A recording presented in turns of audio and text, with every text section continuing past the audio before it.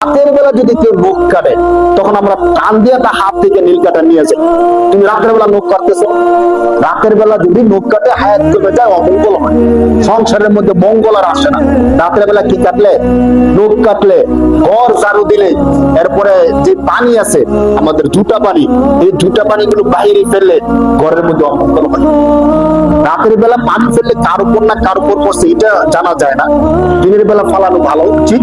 বাকি কেউ যদি এ বিশ্বাস করে যে রাতের বেলা নখ কাটলে, রাতের বেলা ঘর ঝাড়ু দিলে, জুতা পানি বাইরে ফেললে অমঙ্গল হয়, তাহলে শিরক। এই বিশ্বাস নিয়ে ফলানো যাবে না। তাহলে আমরা এই বিষয়গুলো আমাদের পরিবার সহ সবাইকে সচেতন করব। অনেকে জিনিসটা মনে করে যে রাতের বেলা জুতা পানি বাইরে ফেলা যায় না, ফেললে অমঙ্গল হয় অথবা বড় ধরনের বিরাট ধরনের ক্ষতি হয়ে যায়। না, বিরাট ধরনের ক্ষতি করলে কে করতে পারে? আল্লাহ। যদি উপকার কেউ করতে চায়, কে করতে পারে?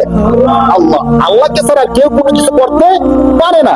হাদিসের মধ্যে স্পষ্ট এই কথা বার্তা দেওয়া আছে।